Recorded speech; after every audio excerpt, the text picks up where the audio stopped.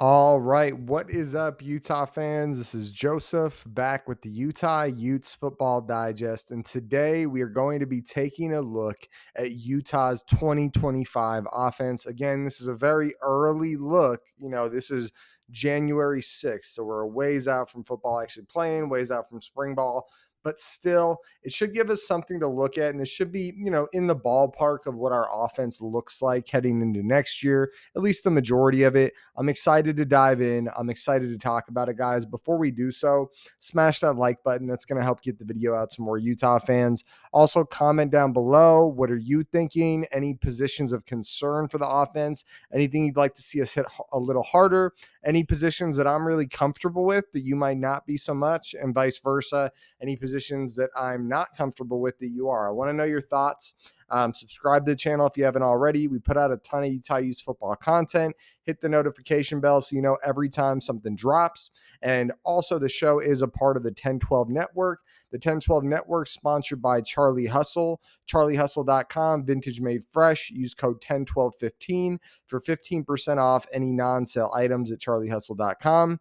Again, that's CharlieHustle.com, vintage made fresh, 101215, 15% off any non-sale items. And let's go ahead and dive in and take a way too early look at Utah's 2025 offense. Okay, guys, and I am pulling this data on an article from Athlon Sports titled Way Too Early Look at Utah's 2025 Offensive Depth Chart. So take a look at that if you want to know where I got it from. And so first off, we're gonna pull up the PFF grades. It's got a two deep of all the projected players for the offense, and so we'll go through the starter and the backup for each offensive group, and I'll grade the starter, grade the backup, and then we'll give an overall grade of how we're feeling at the position heading into this next year. So right out the gate, we've got Caleb Lomu starting left tackle. Great year last year, 75 grade, 69.6 run block, 75.4 pass block. Very good numbers there, especially for a redshirt freshman. You expect that to be the same, if not better. Even if he had some, recession on those grades, you'd still expect him to be in the 70s, right? Low 70s. So he's a very good left tackle starter. I'm going to put him as an A grade. I really like Caleb Lomu. You can see here on a very small sample size the year before, he did a very good job as well. And then we've got Zaru Williams as his backup. Zaru Williams has been at Utah for a while. Probably shouldn't look up Williams. I should probably look up Zaru. There's a million players with the last name Williams. Okay, so Zaru Williams, and I'm sure I'm butchering that name. That's just what I'm seeing. Okay, so he's played 109 snaps in his career. Last year on a very small number of snaps, 80.3 grade. Small number of snaps, 2021.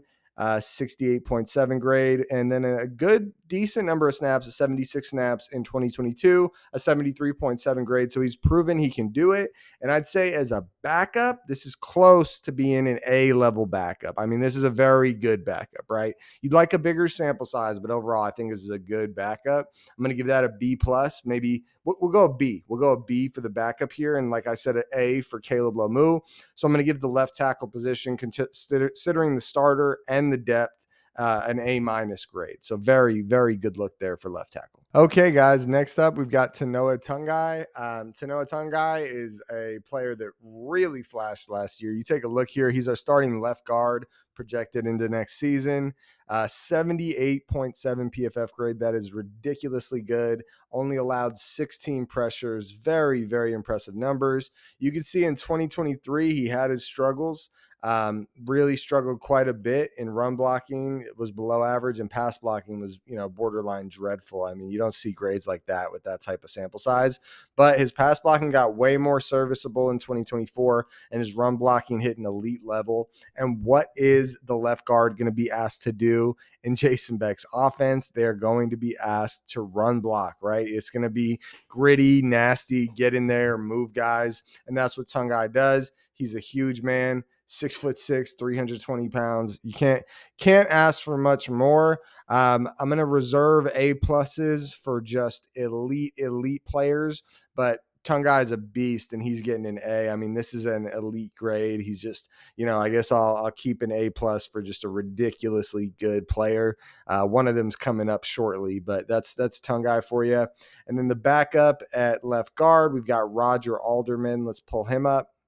Roger Alderman, he has not played any snaps for Utah as of yet, but he has been chilling in this system for a few years now. He's been here a while. His draft eligible year is 2027. I know he's got at least 2 years. I want to say maybe 3 years, but he's been here a while. So he knows the system. He's been working into this room. It's kept his spot. Has not had to transfer out. So I'm going to give him, because there's no snaps at the college level, but he's been in the system a long time. I'm going to give him a C. Okay, I'm going to give him a C because it's not what you'd want at backup is a guy that has no snaps, but he has been here a while. You expect if he did have to see the field, it'd be decent, right? At least not a liability. So I'm going to give this left guard position a B overall. But again, the starter is an A in Tanoa Tungai. I just think at backup, Roger Alderman doesn't look bad, but we haven't seen anything yet, so you can't give that much higher than the C. So that's the left guard position. Now we are moving on to center. We have Jaron Kump, and Jaron Kump is the definition of a seasoned vet. This guy has played almost 2,000 snaps for Utah, 1,998. That is crazy.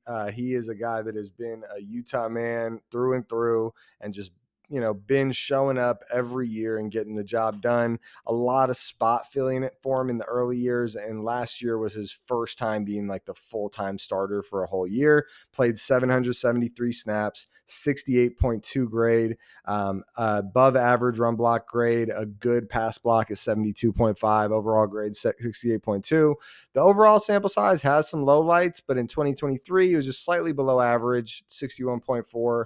And then in 2024, he had a huge sample size where he looked above average to good. So I think that's a really good sign. I'm going to give Jaron Kump as a starter a B. He's not an elite starter, but he's an above average to good starter. You have to be happy about that. His backup is listed, projected backup, right, is Alex Harrison. Alex Harrison's a guy that's been with Utah for a while as well. He's only played 11 snaps though, 65.3 grade in 2023. Like I mentioned, his draft eligible grade's 2026, so he's been here a while. Another guy, been in the system a while, been maturing, been learning the ropes. So he's a guy that if you did need to see the field, wouldn't be the worst option. But I'm going to give him a C, really similar to Roger Alderman, where it's not, you'd want more, but it's not a problem, right? It's not a problem. You'd like an experienced backup, but he is a guy that has a lot of experience being at the in the Utah system and being a part of this offensive line group. So, he'll have his feet wet. He'll be able to get in there and fill the spot if needed. So that's Alex Harrison. Oh, and then you got C for the backup. We got a B for the starter in Jaron Kump. So I'm going to list center as a C plus, B minus sort of deal. All right, guys. And then we're moving over to right guard, and we've got Michael Mokofisi, the lowest graded, full-time ish starter from last year. He graded out at a 64 offensive grade. 400 snaps. And then in 2023 on 834 snaps, he graded out as a 63. So basically right at average to slightly below average grades for Michael Mokofisi.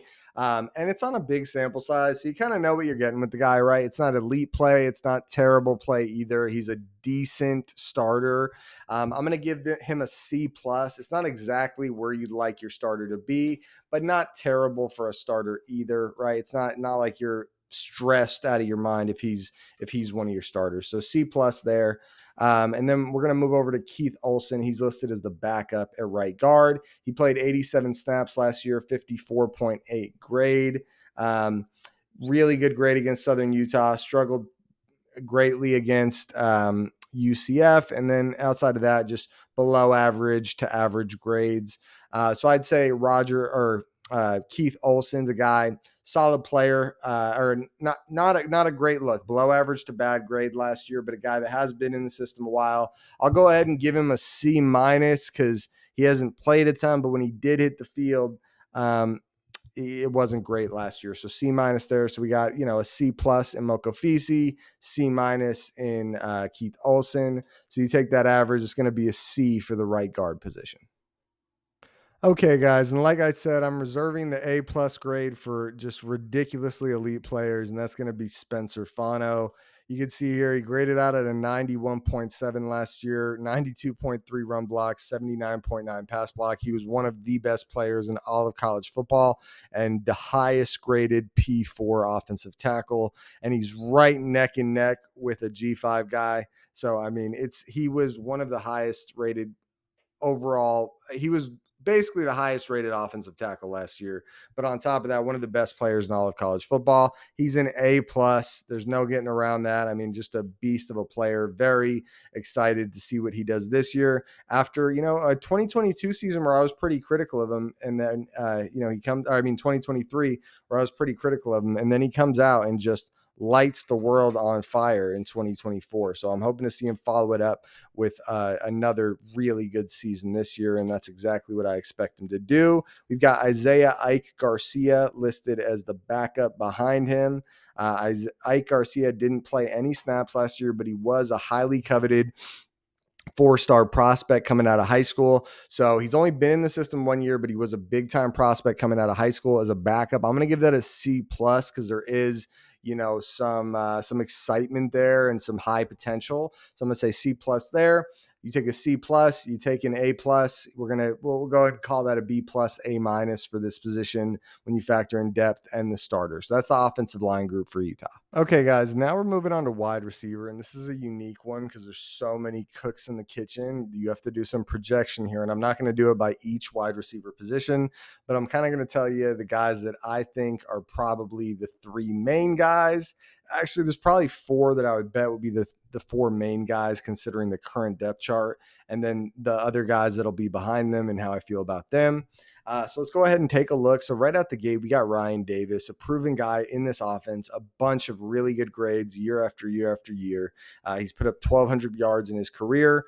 He can play. He mainly played outside, but he can play a little bit of slot as well. Right. Last year is when he really played outside, but he's played a lot of slot in his past as well. But his big year was outside receiver. And then after Ryan Davis, I would give Ryan Davis a B just because he has done it at a high level, but it wasn't in the P4. So you could see a little bit of regression there. And then moving on to the next player, we'll talk about Otto Tia. Otto Tia is a guy that I expect. So Ryan Davis and Otto Tia, I expect to be two guys that lock down two of those starting wide receiver positions some way, somehow. Again, another guy that did it in the Mountain West. The grades aren't great, but he did produce 434 yards, 7 touchdowns. I'm going to give him a C plus because the production was at Utah State. It was good production, but it was at Utah State. I liked the tape. I liked a lot of stuff, but I'm just keeping it real. The vast majority of his snaps are out wide. I expect him to find his way into the starting lineup with the current group we have. But again, it's only a C plus. He's not a guy that I'm otherworldly excited about and expect to light the world on fire. Here's another guy pulling him up, Creed Whittemore. Creed Whittemore is transferring over to us from Mississippi State. He did play not a ton, right? In total, 18 targets, 15 receptions. He did a lot with what he was given, was able to turn that into 161 yards and do a lot after the catch. Played a lot outside as well as in the slot. He has some experience. He's another guy, though. I wouldn't say that you expect him to be a huge impact player, but I could see him working his way into the starting lineup. I'm going to give him a C plus as well. A lot of, upside at receiver, but not a ton of like proven guys at the P4 level as we go through it. That's kind of my thoughts. Then we've got, let's pull him up here, Justin Stevenson. He was the guy that just transferred to us from Wyoming. Let's take a look. Okay, Justin Stevenson. All right, wide receiver, Wyoming. Another guy that he's got a decent amount of experience at Wyoming, 1 year. And he's a deep throw wide receiver, played out wide a lot. But again, a guy that didn't grade out super well. I think I'm going to put him in that C plus category where he showed he can produce a little bit. But again, this is not a guy that you, all three of those, Creed Whittemore, Justin Stevenson, and Otto Tia. As I'm thinking about it, I'm going to bump Otto Tia up to a B minus and keep these guys as C pluses. I think Otto Tia feels more likely to continue producing because he did it at a high volume level. And then we've got Ryan Davis at a B. So that's the starting lineup there for wide receiver. Then we've got guys like Nate Johnson, who obviously played quarterback before, did really well in those reps, but we're not sure exactly if he's going to be playing wide receiver. And then we've got, let's pull up Dadrian Zipper and Zachariah Williams. Those would be the two other backups we could be looking at. Dadrian Zipper.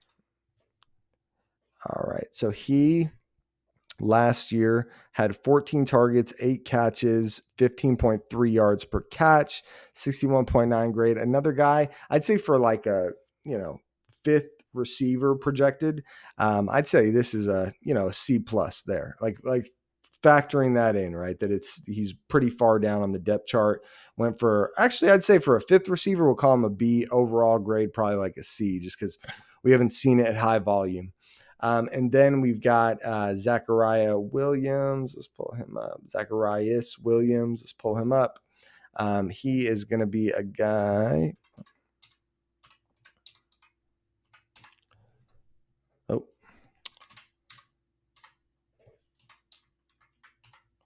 All right, here he is. Okay, 13 targets last year, 10 receptions, caught almost 80% of those targets. Flash definitely at the end of last year. You guys can see it here, especially that UCF game. He kind of went off. I give him a B for being a fifth, sixth string guy projected. But again, I overall as a guy, I'd give him a C plus, just for what he's actually done so far. Because really, we're only talking about one game, so that's kind of the wide receiver position. And I'd say as I go through it, I'm probably a little less thrilled than I thought I would be. Right, it's a lot of good pieces, but we're missing something. Right, we're missing a little bit of something. And you can feel that. And I wouldn't be surprised at all to see Utah get aggressive. I know there's talks about Dorian Singer. I think a lot of us are expecting him to come back. I'm going to give this receiver room currently a C plus. It's a lot of talent, a lot of proven guys, but not a lot of proven guys at the P4. And then a lot of high upside guys that have done some stuff at the P4. And so that's kind of where I am. We get Dorian Singer back in here. That's a huge bump. And we're up to like a B plus with this wide receiver room. So that's wide receivers for Utah. Guys, and now we're going to take a look at the quarterback position. So the quarterback position starts with Devin Dampier. I've seen a lot of conversation about him being in a QB competition and things like that. I can't imagine there's any QB competition right now, just being real. I'm not saying just give the guy the keys, but Jason Beck brought him over here to be the starter. He has been a special player so far in college football. Just to give you guys a look at him, a 90.5 offensive grade last year, 81.8 passing grade, 85.8 running grade. Very, very impressive player here. Big time throw percentage, 5.8%. Turnover worthy play percentage, only 2.3%. Average depth of target, 11.9. I mean, this is a big time player, guys. This is a big time player. The one knock would be that he did it at the G5 level, right? Where he was playing for New Mexico against a very easy strength of schedule. It's going to be different going to the P4, right? And so I'd say this with Devin Dampier, I'm going to give him an A minus because the numbers are amazing. Very impressive passing, extremely impressive running the ball. But until we see it at the P4 level, it's hard to, have 100% confidence that's going to work out. So A minus, I feel really good about the quarterback position, but I do think we could see some bumps and bruises early. Now, this article has Isaac Wilson as the backup. I'm not sure if that's where my mind is. I don't see Isaac Wilson as the backup right now. You want to know who I see as the backup right now is this guy, Nate Johnson. And I'll explain why. So when you look at Nate Johnson's offensive grades, they're not super impressive, right? Especially passing the ball. He's had some rough goes passing the ball. It looks like he could really use some fine tuning and improvement. But this is where I think you'll get excited about him. His running grades are all above average to good to great each year, and very impressive. He yards after contact per carry at a quarterback position. He's at 4.11 yards per after contact per carry. That's better than some like really good yard after contact running backs. So this is a very good runner in Nate Johnson. He really is, guys. Very impressive runner. He's got 12 carries of 10 plus yards in his career and 5 of 15 plus yards in his career. So he is a guy that can get out there and get things done. And this offense thrives with a running quarterback. That's what we're going to need. And so I'm not saying for sure it's Nate Johnson, but I'd say somewhat confidence is Nate Johnson. I think when I judge the backup position, I won't judge it just off Nate Johnson, but I'll say between him, Zurbrick, Wilson, all that, I'll give it like a C plus, right? Because we probably find someone that could do a decent job out of that crew. And I think that's got me feeling optimistic about the position. A minus starter, C plus backup. I'll call that a B overall grade. And so that's quarterback for us. Okay, guys, and final position we're going to look at is going to be running back. Make sure you stick around after this. I'm going to give you guys my final thoughts about this offense, what positions I think we need to address, where I think we're really set and pretty good. So this is running back. We got Wayshawn Parker as a starter. So what we have here is a guy flashed big time as a freshman. He's coming over to P4 from the G5, right? I mean, it was the Pac-12, but they played a Mountain West schedule. And he did really good at times, a 74.3 grade, 20 carries of 10 plus yards on 136%. That's great. 9 carries of 15 plus yards on 136 attempts. You got to like what we're getting in Wayshawn Parker. He's a young guy with a ton of upside. And then after him, I'll actually give him as a starter. I'll say a B plus. I know not everyone's going to agree with that, but I do feel like that's a fair grade considering that he hasn't done it at the P4 level, and he is a guy that flashed really big as a freshman at the G5. So we'll see. I have very high confidence that he's going to get it done, but I think a B plus is pretty fair. Nakari Rogers up next. You look at Nakari Rogers, guys, as a backup. This is fantastic. I mean, we're talking about a guy that has 249 carries, 4.6 yards a pop, 2.99 yards per contact. Very, very impressive. And so I'm going to say with Nakari Rogers, a backup, another B plus. I actually would not be shocked at all if Nakari fights for that starting spot with Wayshawn Parker. So I'm going to give this position as a whole a B plus. We've got a good starter. We've got a very good backup. I'd say if anything, we could just there's a lot of youth and unproven guys is that third spot. This running back room can absolutely be an A if we were to get a third proven part of this three-headed monster. So I'd love to see that. But that's going to wrap up all the positions. And in a second here, I'll give my final thoughts. Final position, I forgot to mention this. Final position is going to be tight end. We got Landon King here. Landon King was a transfer from Auburn, has gotten a decent amount of snaps. I made a video talking about tight ends. Hasn't done awesome as a run blocker, right? The past couple of years, graded out pretty low as a run blocker, actually. And I think in this offense, they're going to need to do a lot more blocking than they will receiving. So I don't love that, but I do think, for the little tight end receiving they do in this offense, he'll be a good option. And then we've got Dallin Bentley. So Dallin Bentley, we take a look at him. His offensive grade, just a 46.8. Run blocking, slightly below average, but tight ends are graded really harshly. So he's actually probably a decent run blocker. So I don't hate that. I think he'll get some reps. I'm going to give tight end probably a C minus here. I don't think there's anyone I feel great about at this position, but I don't feel terrible about either one of them here either. Okay, guys, and here are my final thoughts. Before I give you mine, make sure you smash that like button. Also, comment down below, what are you thinking? What are the positions you really want to address before we head into the season? What are the positions you feel great about? Also, subscribe to the channel if you haven't already, and hit the notification bell so you always know when we drop a new video. So here are my thoughts. I I think we have a couple positions we could that are very good. So I'd say quarterback's one I feel really good about.